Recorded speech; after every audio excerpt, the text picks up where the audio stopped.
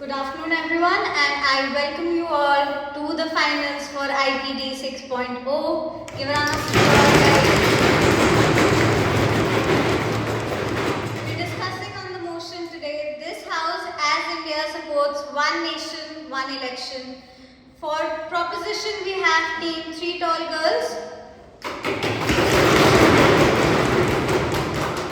For opposition we have team Debit.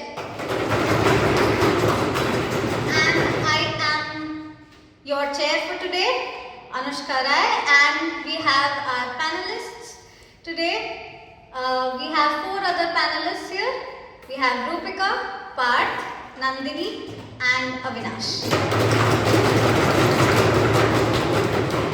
So I would just request all the debaters to introduce themselves before they start their speeches and preferably give their POI preferences as well. You can also give your pronouns if you want to. All the best, guys. Have a great debate.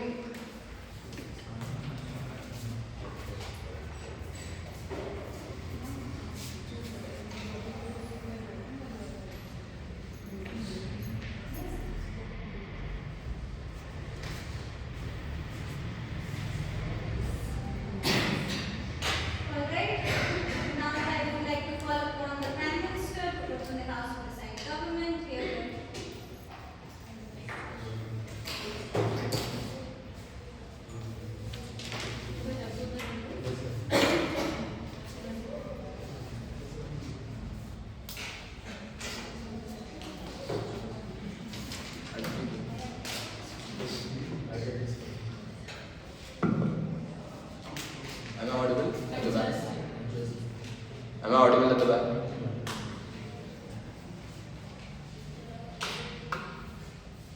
My name is Nachiket Amrit.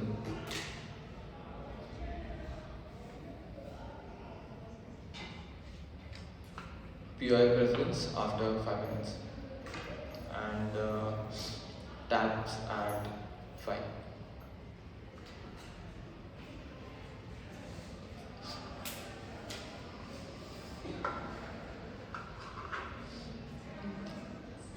I would start my speech in 3, 2 and 1. So first of all, I would clarify some definitions and then move on to the status quo and then with the model.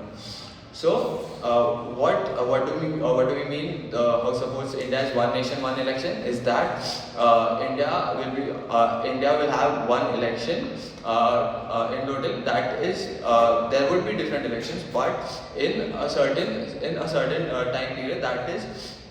That it would be further. I would further get into it during a model, during the discussion of our model. That is Lok Sabha. There would be Lok Sabha elections, and then after very few days of time there would be state elections. Now here in the motion we are not discussing about Rajya Sabha. We are also not discussing about municipal corporations. And I would like to clarify this, that federalism will be maintained. Okay, we are not against federalism. Okay, so starting with the status quo, what has been happening, and what is happening right now. Right now, what happens is there are general elections for the entire country, that is for the central government in the span of 5 years, and then there are state elections. Where group of states have elections together, but there are 4 or 5 states have elections together across over time. That is, some states would have it right now, some would have it after some months, some would have it after some months. So what we are suggesting is that we are going to bring them all together under a certain time period. So how are we going to do that? That would be discussed in the model. So first of all, what is happening and why is it necessary to implement our model, and why is it wrong? So what is happening is it creates a lot of problem with the election committee. As election committee has to set up polling booths again and again. The resources of the election committee are being taken up because of this widespread among the overtime elections of groups of states.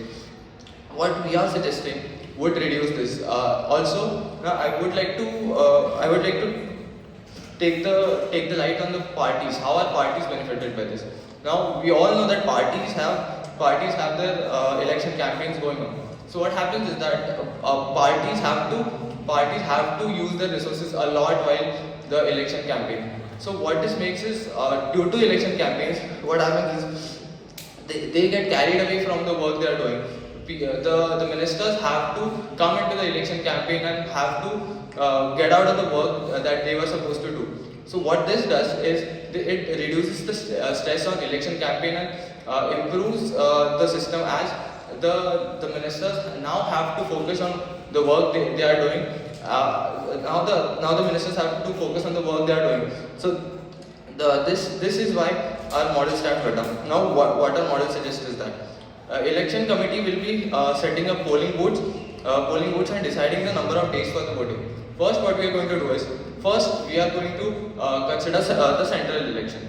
The central election, the election for the central government would happen first. That is, it would happen in the number of days, a few number of days, that is around 2 or 3 or 4, that would be decided by the election committee. First, there would be election on one day, and the counting would happen in 1 day or so, depending on what election committee decides, but it will happen very fast. Then what we are going to do is, the oath taking of Prime Minister would happen. That would also happen very quickly. Till that time, President would be in power, and there would be no power vacuum. That is, there would all central government decisions would be taken by the President. After the vote taking is done and the ruling party is established, ruling party takes the Lok Sabha Assembly, what we are going to do is, we are going to move on with the states. Now these states, there would be a group of states that happen. That is up to the election committee to decide. That is 4 or 5 or 6 states would happen together, and then their oath would be done. That is, first of all, their election would happen, the counting would happen in 1 day or so, and then their oath taking would be done. The oath taking of Chief Minister. In that time, the governor would be in power for the states, and there would be no power vacuum. There would be no power vacuum, as the governor would be in power, and thus we would move on like this, and we are supposed to complete the entire elections of state assembly and central assembly, in a very less period of time. What this does is, there would be a benefit, as there would be save of resources. Resources would be saved. How resources would be saved? Election committees, as we know, there are certain parts in the country where election committee has to set up polling booths for tribal areas, where the people have to, the committee has to travel a lot of miles just to get to the villages and forests to set up a polling booth. This would help in such a way that it don't have to do it over time. As once they had to do it in the earlier stages, so what is happening right now, it has to do it for the central election and then again for the state election. In our model, what happens is, the polling booths will be there, and therefore they don't have to go again and again to set up the booths. This would be beneficial for the party, as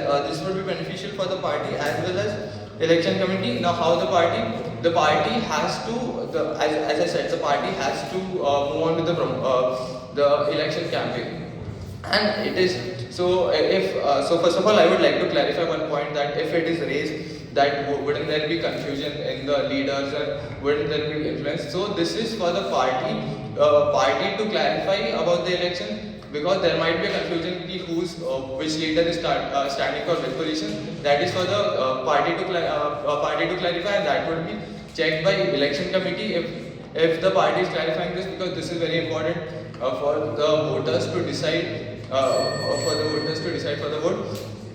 I would like to wrap up my speech by saying this model stands very well, and it has no loopholes, and we have discussed everything. And there would be no power vacuum, and there would be benefits on all the sides. Proud to do this.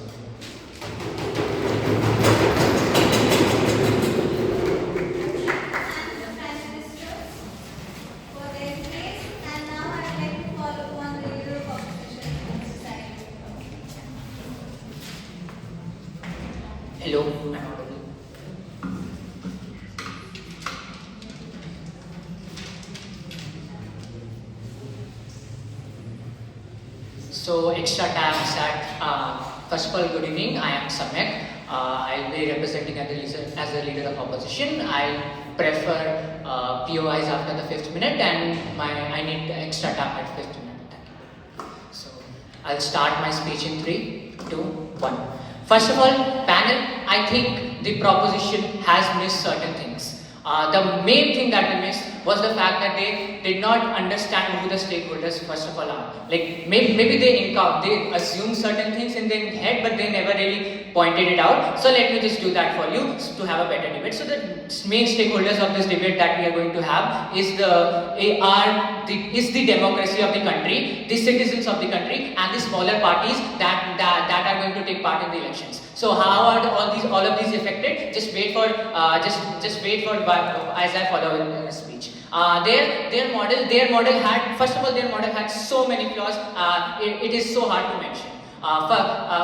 Their models has too many flaws that is even hard to mention in a 7-minute speech. So let me go one by one to them. First of all, let us try to understand.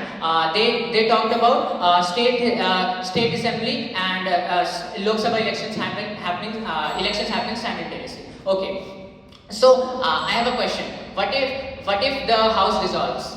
What would happen if the state assembly dissolves? The state assembly dissolves for let's say after 6 months or a year or so. So is the state power of that assembly going to go back to the central government, and wouldn't that be a complete disregard for the democracy itself? So this is why this was one of the reasons why how democracy is affected, right? Secondly, let us just talk about how this is not practical at all. How this is not feasible, and how their model is just completely flawed. They talked about they mentioned that central elections would take place. Their results will be out in 2 to 3 days and 1 day. This is such a ridiculous statement to us, because if they know the current status quo, it roughly takes about 2 months for at least 1 month, and maybe sometimes even 2 months for Lok Sabha elections to actually have returned back. And they themselves mentioned that it will take so much amount of time to actually go to set up these polling machines in this remote areas. How do they expect to bring back those results and collect and analyze everything in a single day? It just doesn't make any sense for their model to have something like that. So secondly, they talked about stress on election campaign. Stress on election campaign would be effectively reduced. I am completely mind blown by this statement. Let us just think about it. They are saying that it won't happen a lot of times. So the stress is distributed. So that stress is going to happen much more amount of time. But then they fail to understand that how is this going to happen in a single amount of time. Like as we know the current status quo, the Lok Sabha elections, it takes about minimum 1 month and maybe even 2 months to actually get the elections of Lok Sabha. If we have so many legislatures and so many Lok Sabha happening at the same time simultaneously, what would that lead to is that would lead to a ridiculously more amount of time, and maybe there's just a rough estimate, maybe even 6 months or so, just a rough estimate, but which is a totally feasible rough estimate, by the way. For this amounts of time, all the government officials, all the hospitals, maybe government hospitals, they will be in state of tension. They will be involved in such kind of bureaucracy. But how do they expect to run the country for that while? And then they mention that governors would be in power till the elections happen. So are they expecting governors to be in the power for 6 months, roughly 6 months? That sounds totally ridiculous and totally out of the context of democracy. Now let us come to further points that how are the smaller parties being affected by all this? So the smaller parties being affected by all this is when they talked about the parties.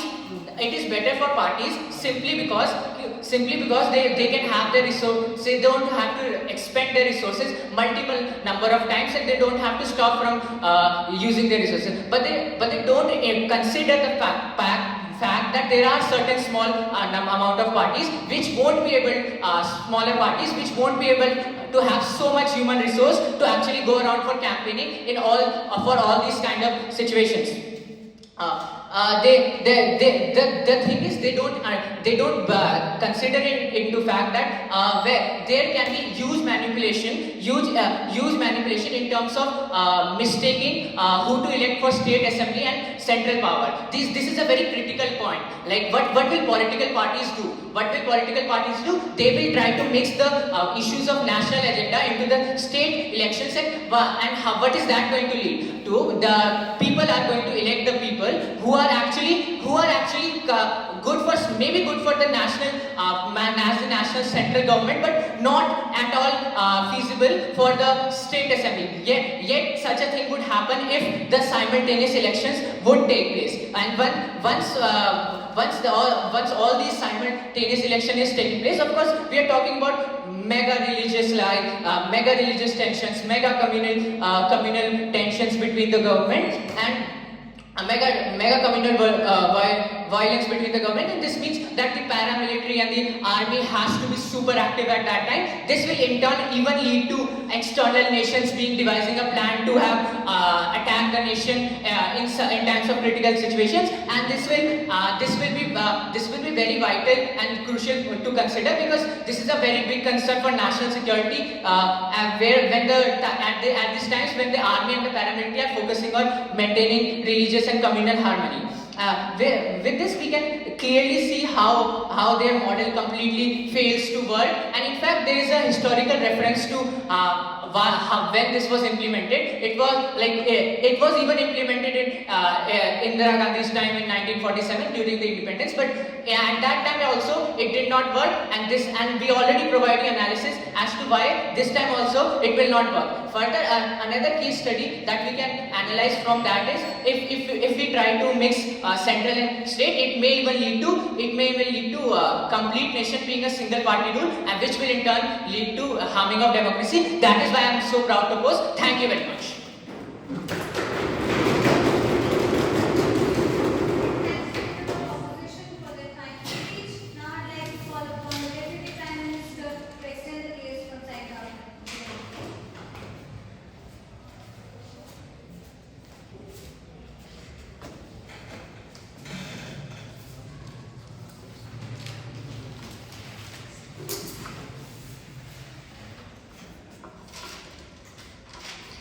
Good evening, everyone. My name is Prachi, preferred pronouns as she and her. I'll try to take POIs after the 5th minute.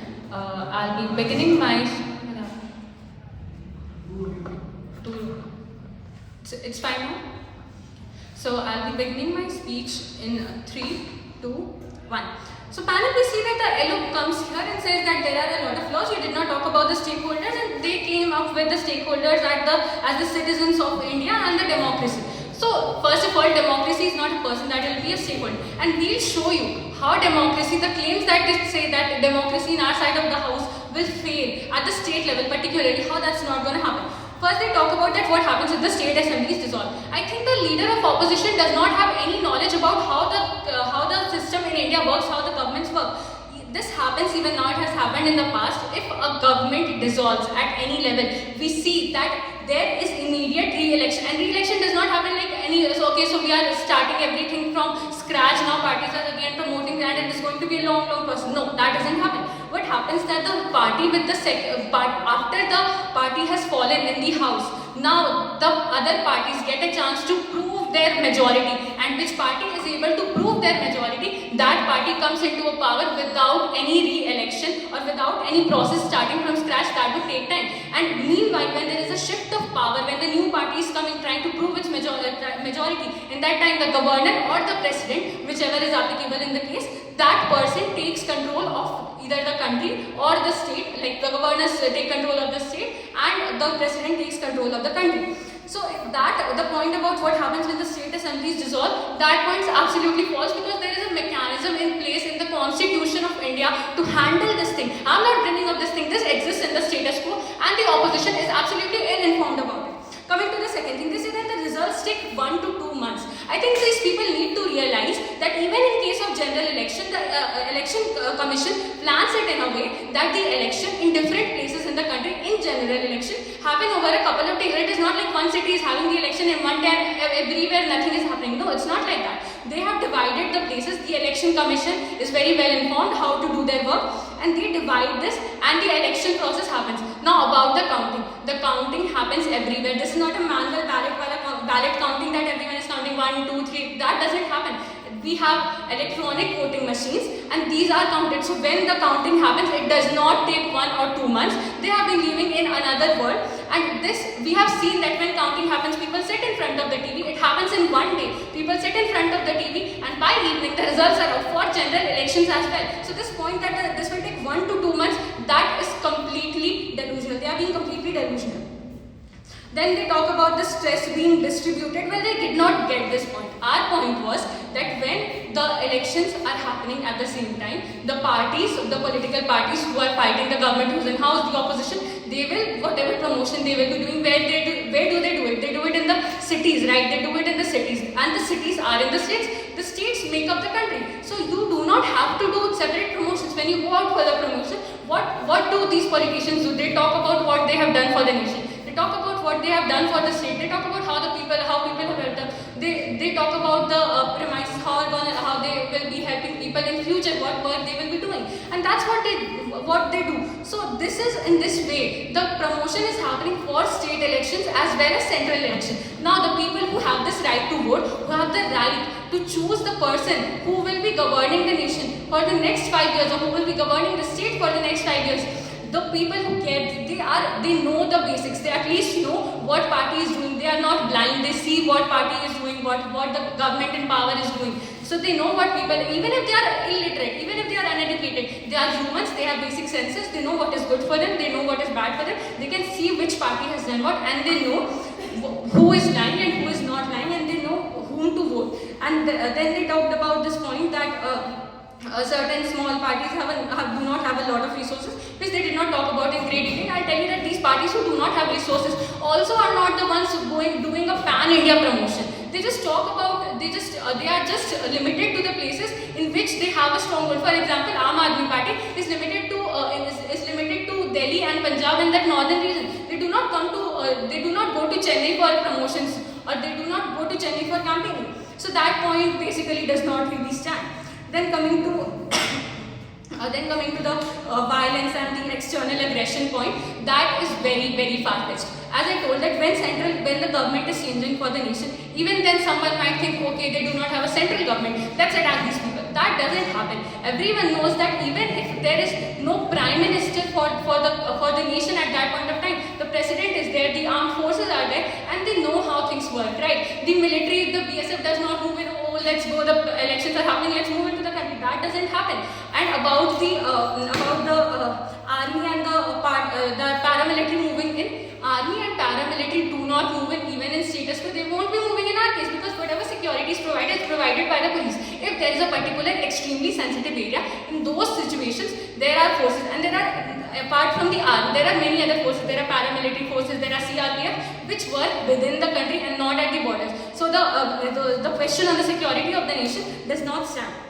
Also, they were talking about this had happened in Indira Gandhi's time in 1947. So I think the LO needs to make that correction.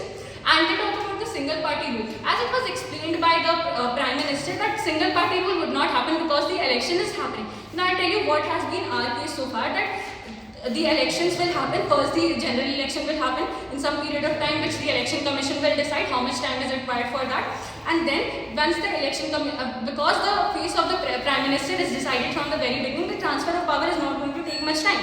So once that is done, we move to the states, and a group of states which have elections together. Even now we see 4 or 5 states having the election during the same time, and the results also come out on the same time. So say 1 week or so, which is decided by the election commission. Just giving an example, certain states will be having their election. Then once their results are out, the election commission's job is done. Now it's up to the governor and the parties, when they come up with a pace for the chief minister, they'll be talking about it. And then we go to the next set of states, and then this thing continues in a shorter period of time compared to them. How it affects it benefits the efficiency rate of the working of the employees and the government, because now instead of going again and again talking again and again to the electoral polls to the polling booths to do their job, this will be done in one period of time. This is going to affect their efficiency, because they have to take only one chunk of time, and it would not be bad for them.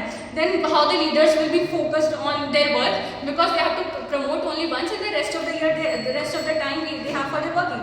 Then the ease of voting for citizens, which was talked about by the Prime Minister, how it will be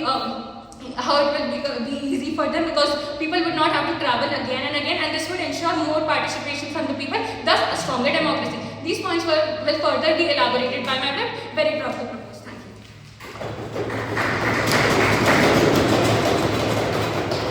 Thank you, Deputy Prime Minister, for your speech. And now I will call upon the Deputy Speaker of Opposition to extend the case from their side.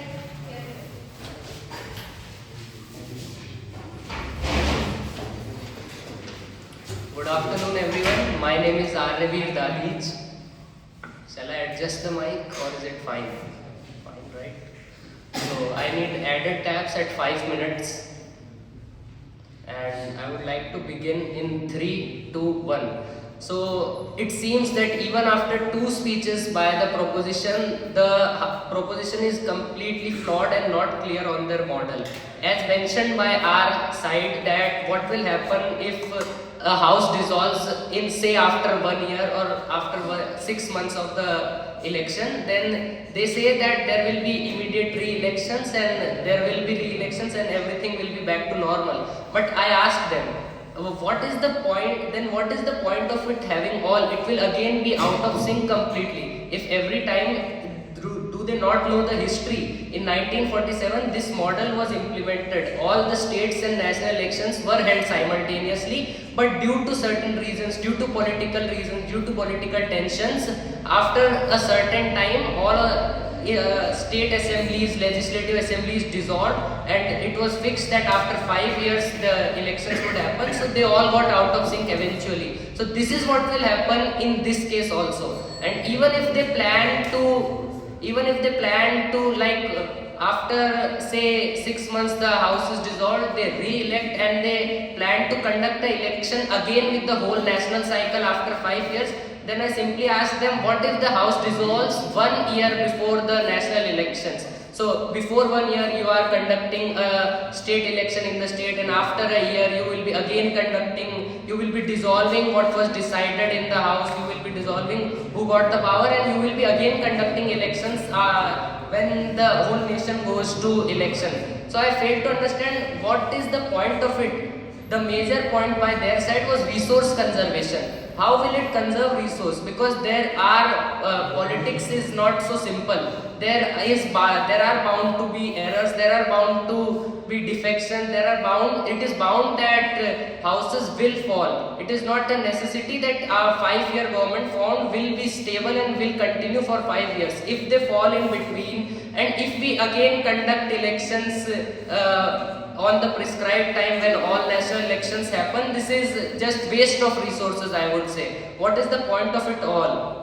And their model, they say to they replied to us that votings are done in 1 day, all the counting is done in 1 day from start of the day to end of the day. But is it such that after a voting has been done, and just the next day the counting happens? It's not so, because it takes time for booths to reach the specified places where elections counting can be done. Yes, voting is just a single day event, but taking the booths from one point to another, it takes time, as they rightfully mentioned in their speeches that India is not it is not easy to reach every place is not accessible, and we cannot just bring all the booths in 1 day and count them the next day. It's not possible. The main issue with their model is how will the model sustain itself? How will the model continue? Also, as they mentioned that that there would be no problems about paramilitary and all, I asked them, is it so simple in India? There are a lot of communities, there are a lot of religions, there are a lot of tribals communities, all coexisting fine till now, but the politics is not a good man's game. Political parties will reap benefits, political parties want the best for themselves, and in certain cases, as it has been happening, the political parties might propagate tension between certain groups, between certain religions, certain identities, and these happen all the time. Even now in the state election, national elections, it happens. But if we conduct all of these simultaneously, this would happen at a larger and larger scale. It would happen in each and every state, in the whole country. The country would become very much divisive and sectioned into very much divisive. So this is not feasible. Sensitive areas will develop and somehow these violence and all these things need to be controlled. So definitely resources would have to be put. Also, as they mentioned that elections are not so easy to conduct, not so easy. So how elections are conducted right now, the major portion of election officials, all the election officials are government servants. They are government school teachers who go on duties, government hospitals, doctors, professors there that go on duties. So considering that how much amount of time this election will take, even if we go with their best case that everything happens so smoothly, so it cannot, the amount of people, the number of human resources, the amount of human resources required to conduct these elections will be huge. And what happens right now, a small portion of the working officials are taken for the duties, while so that the institutions can run flawlessly, so that their working and functioning is not affected that much. But what they propose requires so much of human power that a very large chunk of these working officials will need to be taken, and this would hamper the working of those institutions, critical institutions like government school, critical institutions like hospitals, which our country's people depend, which are absolutely necessary. These will be hampered very seriously, and even if they are hampered for a day, the consequences are not they are unbearable. It is not practical. And the model they suggested is already a failed model, as I mentioned. Coming to the point that they believe that there are no separate issues for national elections and state elections. They say there are no separate issues, but yes, a person living in Tamil Nadu has different issues to be discussed with regarding a person living in Jammu Kashmir, everyone lives somewhere else, so they have different issues. These issues need not to be common. So if a national election is happening, how a large party can benefit is that they can completely focus on the national issues while completely ignoring state issues. While some parties can focus completely on state issues, completely ignoring national issues. So this would be completely out of, this would happen so seriously such that the working cannot be efficient, and this would lead to changes in opinion, and this would lead to clouding of opinion of the people. So I would like to end my speech, and I am proud to represent our side.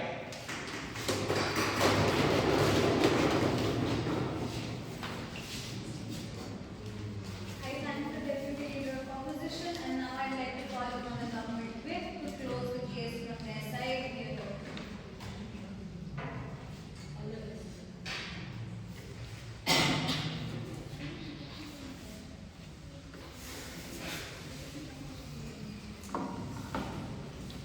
Greetings panel, my name is Alistair, my pronouns are he and him, and I am representing the side of government whip. My POI preferences are after 5th minute, and my tabs would be 3 and 5, which would be the additional tabs. I would like to begin my speech in 3, 2 and 1. First of all, I would like to say that the deputy speaker from the side opposition had brought up a lot of points, and none of the points were explained with an analysis, and they just spoke assertions. So I'm not really going to rebut all of them in great depth. I'm just going to reject them like totally. First of all, the government can't stay dissolved for 1 year. Opposition parties take over the power, and either the governor takes over the power for the state or the nation. And for the nation, it's the president, as explained by the deputy prime minister. Now, secondly, they talk about that that if the election, if there is a dissolution, there is an out of sync for the election. First of all, let me tell you, in the present time, it doesn't happen. When it happened in the past, it was because of a political tension that was post-independence, and nowadays it doesn't happen. And the greatest example is during the dissolution of the government of Madhya Pradesh during the time of COVID, there was the BJP took over the power against Congress, and the elections were never out of sync. So this point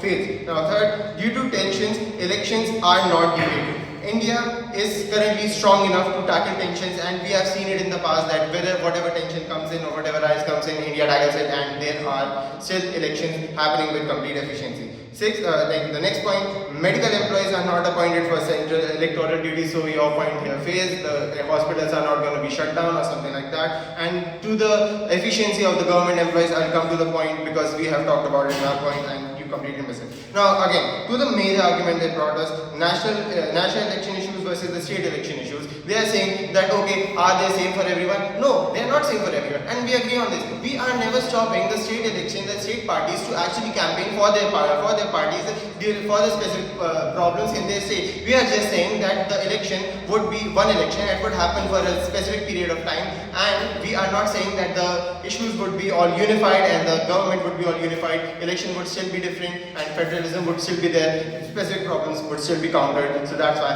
our model stands. And again, the deputy speaker brought in a contradiction. They said that the leader of opposition said that nothing single day happens in an election, but now they are saying that election is a one day, the voting is a single day event, so that's a contradiction. Please make your speeches coherent. Now coming to some of the rebuttals to the leader of opposition, please first of all the small parties. We are just stopping the very erratic nature of state elections, because state elections happen for various time, for a longer time, and they happen very periodically in a nation, and that leads to a coherency between the national leaders, and because they have to go and campaign for the state elections because they want to win the next election, and that is why it affects their efficiency for the work of the nation. So we are just stopping them to do this. We are just saying that the state parties still have the opportunities to promote their campaign. We are not stopping them. State elections would still be different, and state appointment of power would still be different. Their issues are not going to be sidelined. Don't worry, our model has that counter. Second, the entire point of national security being compromised is a vast extrapolation, because it is not at all it doesn't happen that generally in the entire status quo. And also, we see dissolution of power here as well, and we see some of the major events or political events which happen on larger scale, and still the country is not under threat. So here also your point fails. Now I will come to the expansion on points which the Deputy Prime Minister spoke. The first problem that our model solves is the limitation of overspending of capital on election campaigns, since the state elections happens for multiple times in a time period, let's say 5 years. They happen for various states, and the amount of capital is spent on that, if they were spent on a single election, on a single event within 5 years, it would be way lesser, and the issues would be countered very well tackled, rather than in their case, which is the telescope, and it does not it uses a lot of overspending of the capital, which is the taxes of the people, and they characterize citizens of India as the stakeholders, and they are not at all, none of their points have catered to the citizens of India in their whole speeches. So their whole argument completely fails. First of all, why this happens, there is no extra spending, because various state elections require that reenactment of all those infrastructure that they need for election, and when this does not happen for a lot of events in a particular, let's say, a time period of 5 years, which is arbitrary, and if it happens only once, the capital is still safe, and it also preserves the time of the people and also the leaders, so that they can work better for the country. Second problem our model solves is the efficiency of national leaders. Okay, the dedication of national leaders would be mostly dedicated to do more good for the nation, because they are the central leaders, and because the state elections happen for a lot, they happen in a multiple, they happen in a, they happen multiply in time period, let's say 5 years, and they have to represent their state, they have to go and campaign for the state elections as well, and that reduces their efficiency to do more work for the country, and that is not something that we propose. If there is one election, they would only have to campaign once, and the rest of the time they can give to the public. Now, the third point, ease of voting for people living in remote areas, like the Prime Minister has said that in remote areas, if there is the two provision of state election and the central election, since we know that in India there are a lot of remote areas and government has to travel a lot of miles and have to spend extra expenditure on that and enact those infrastructure for the voting and the elections. If they have to do it multiple times for those remote areas, this is bad for the government because they are spending a lot on the capital, which is not fine for the country. And fourth, ease for the government employees. First of all, they talked about the government employees are the ones who are employed within for an election for the process of election to happen. Yes, that is true. They appoint teachers, they appoint many other government professions, and their efficiency is lost. In your case, that happens for a lot of time. For every state elections, for multiple sort of elections that there are state elections and central elections they have to do, and their efficiency is completely lost. Whereas in our case, if we give them a particular time to work for the elections, and if that time is limited, their efficiency is not lost. They only have to work once, and they will be more motivated to do work for the elections as well as their own work, because we are not heckling them with overwork for their things. With those points, I would like to end my speech. I'm proud to propose.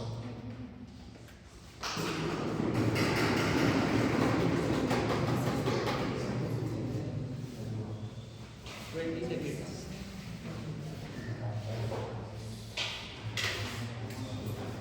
I thank the government debate, and now I'd like to call upon the opposition debate.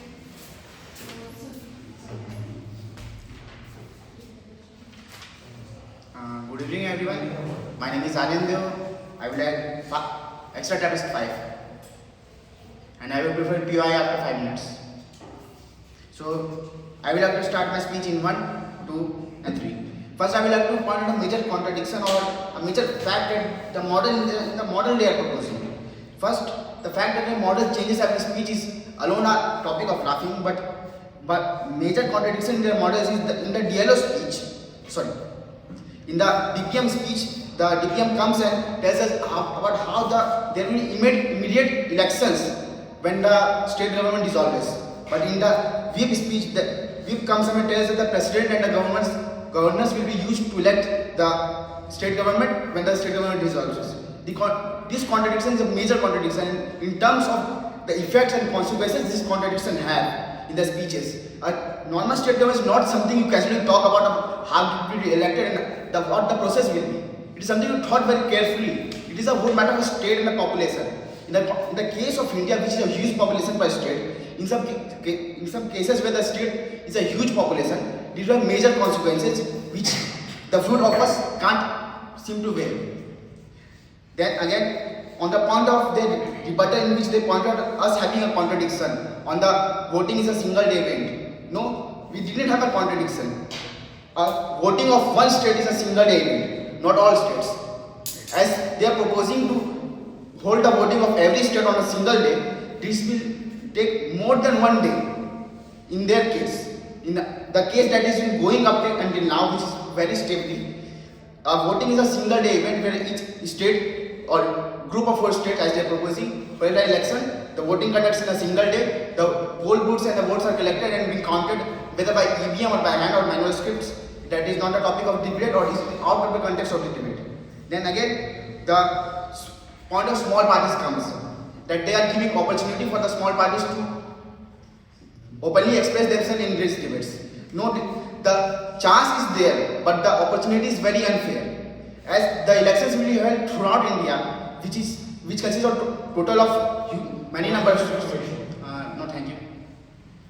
Which consists of total of very number of states. The smaller parties which are restricted to 2 or 3 states will not have enough manpower, which is a limited number of resources to openly advertise or advert their political party beliefs or their political parties in different states. They will be largely limited to a single state, which usually pamper the growth of a political party, which can lead to major consequences if the we didn't encourage new parties to come up and express themselves. Then again, I'm not functioning. In their case of view, the public can easily go up and vote in a single day. It will be a much less process and much tiring process for the public. But it will not. As it will be a single day process, there will be a huge impact on the election community, and very well it will hugely impact them. As the election community is largely suffering in stress, and this stress period will create a peak point that will be the collapse point of the election community. As all this election and all the polling booth and the voting booth will be collected in one day, it will eventually lead to a collapse of an election community, which can have severe consequences. Again, then I will have to start by defining India. A few points about India which I deem necessary in this debate to be involved. First of all, India is a country with a very large population. It is a fact that both parties can agree upon. It has large number of tribal communities which are considerable in the terms of our culture. And again, is suffering from a rotting bureaucratic system. The bureaucratic system of India is something that is rotting and is also out of context of debate, but it should be considered in favor of this debate to make arguments. Then again, it is surrounded by neighbors that are very much likely to attack us at any point if we leave even a smaller chance in their favor. And it also have a delicate balance. By delicate balance, I mean that India is standing on a delicate balance of instability. If any tip or any mistake will be happened by the model they are proposing, it will lead to a complete turnover and the collapse of the whole country. Then again, I will like to rebut a few points as mentioned by their speech. They mentioned a point that people are not blind and they will be able to choose the political parties in a single day. The political doesn't get a chance to advertise themselves. The people are humans. Humans can be influenced, and the influence of the bigger parties will be much more comparatively in this case than the smaller parties, which will lead to a complete situation of unfair policies or unfair situations for the smaller political parties, which will in turn lead to into a more biased or unfair elections. That is not the purpose of a democracy. In which this is a case that our major stakeholder democracy is being evolved.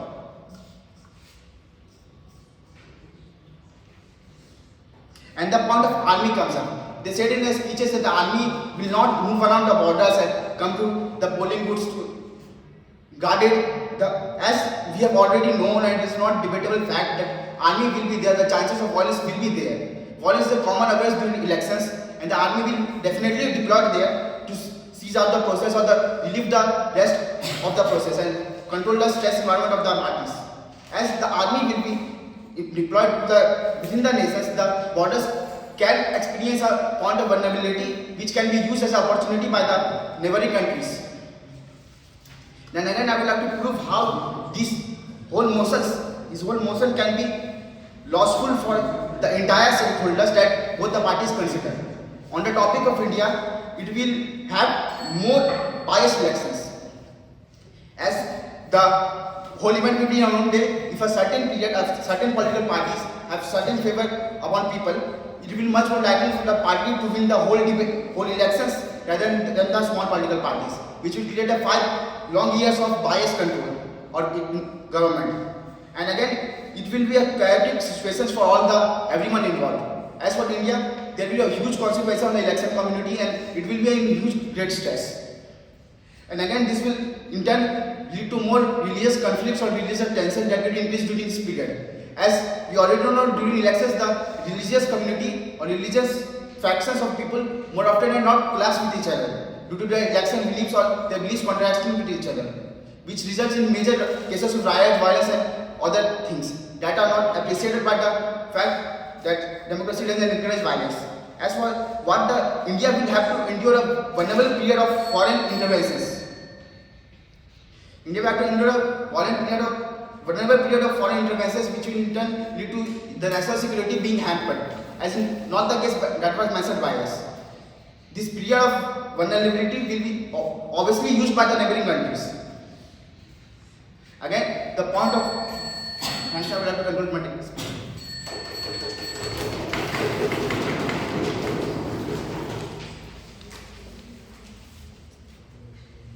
I thank the opposition with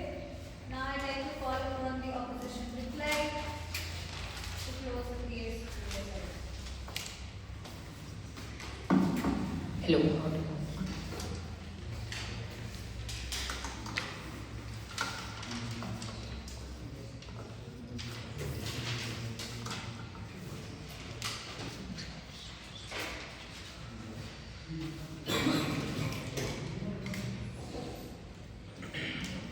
Okay, so I'll start in 3, 2, 1. Okay, so as we come to the conclusion of this debate, let us just talk about how the side proposition has presented their case and how their model that they so claim does not stand at all in compared to what we have presented in our cases. So first of all, they were talking about. First of all, they were not themselves clear with what the model their model should be. They were talking about coherence of our speeches when their DPM clearly comes up and says that in terms of when there is dissolution, there is going to be re-elections that's going to happen. Whereas the whip completely comes up and contradicts himself by saying the fact that the governor and the president during that time would have the power. Secondly, they come up and talk about the fact that the major flaws that we identified, that why this model is not flexible, the religious tensions and the national security does not stand, because their whole argument was that this doesn't happen in the status quo, so that's why it's not going to happen again. Well, in that case, I would like to argue that in the status quo there is no such thing as one nation, one election in India. So their point does not stand at all. So they fail to understand that this mega election is going to cause a very huge amount of religious tension and huge amount of communal tension that does not occur right now, because all of this is happening simultaneously. This simultaneous event of communal tension and religious tension is what leads to RTM parametrically bringing into this scenario, and which is why our point of national security stands in this scenario. And when they were talking about we didn't address the stakeholders, one of the major stakeholders that we defined, the citizens of India. Well, the thing is, we already mentioned the fact that when political parties come up, they are going to intermix the national agenda and the state agenda that they have brought it up, and this interruption of their bringing of national agenda and the state agenda, that is going to hamper the choices of the citizens of the country. And since this hampering of choices occurs, do you really think that citizens of India are not going to be affected? Well, that's definitely, I don't see any logical case where that's the case. So with this, their points, their major concerns of our not addressing the factor also gets clarified. Then they talked about how smaller parties would have their say, would have their chances of having putting up their say in the state legislature and promoting their campaign. Well, fair enough. That was never disagreed to. But the fact that what we had shown in our speeches was that smaller parties, they don't have the enough resources. Like, even if they are campaigning for 2 to 3 states, if that's going to happen simultaneously, they don't have the enough capabilities to actually go around and campaign that very well as compared to what would have happened in terms of separate elections. Their whole case of building up the resources, efficiency of resources, that's simply their case. Like, they simply have this case scenario of that it's going to be resource efficient, so let's do it without any consideration of what all other factors, what all other factions will this encounter, and whether or not this is even feasible as a real world scenario or not, which most definitely our side has from the very beginning clearly specified as to why their model has so many flaws and does not stand at all. So with this, I will end my reply speech. Thank you very much. The opposition for their case. Now let's call on the government to try to end this debate.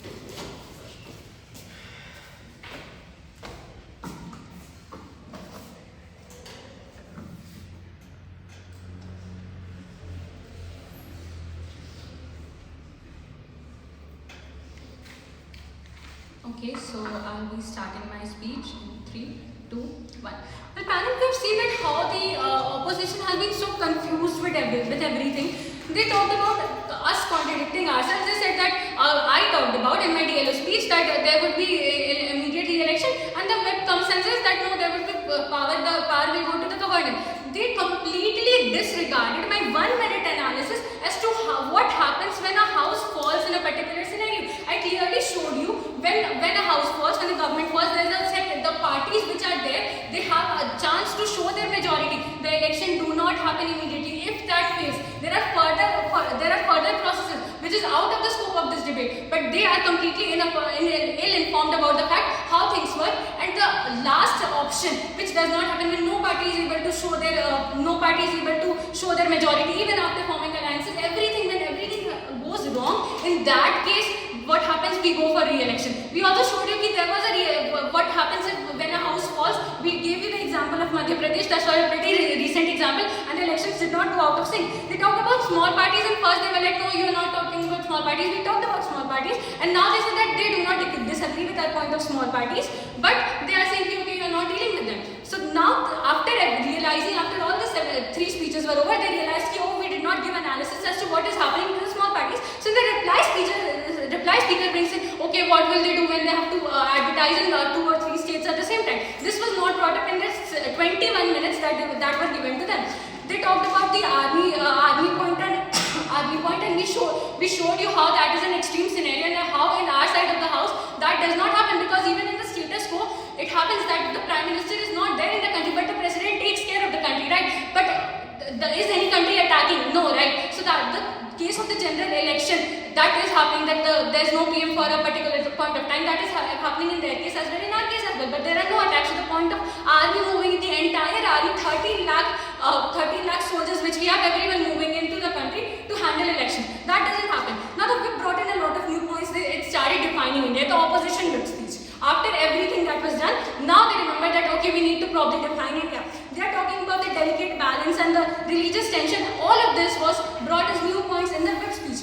They also, now what we said, we talked about the efficiency of the parties, we talked about the efficiency of the officers, we talked about how the leaders will have more time to work of the people, and thus doing good for the stakeholders. They did not rebut any of these hard points. They did not engage on any of them. We talked about ease of voting for citizens. They did not engage on that. We talked about efficient use of resources. They were just saying no, we'll require more resources on our side of the house. That was brought up by the DLO, but there was no analysis given how they are using less resources compared to our case. They did not compare the 2 sides. They did not weigh, which was completely done by Debit. What is happening in the status quo and what is happening in our side of the house. We gave you a model which they were challenging. No, this will not happen.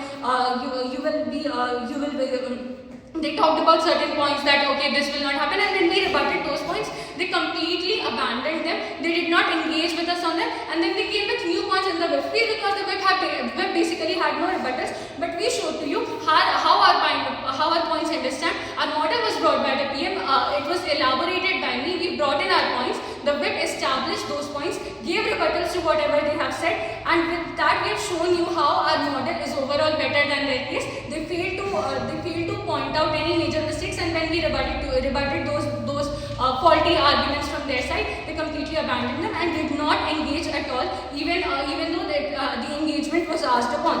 They talked about certain small points and which could have been good, but all of those points about religious tension and stuff was brought in the whip speech, and because of this, the points they proposed, that was the 2 points about the mega violence and mistaking who to elect, was also rebutted, and with that we are very proud to take the case. Thank you.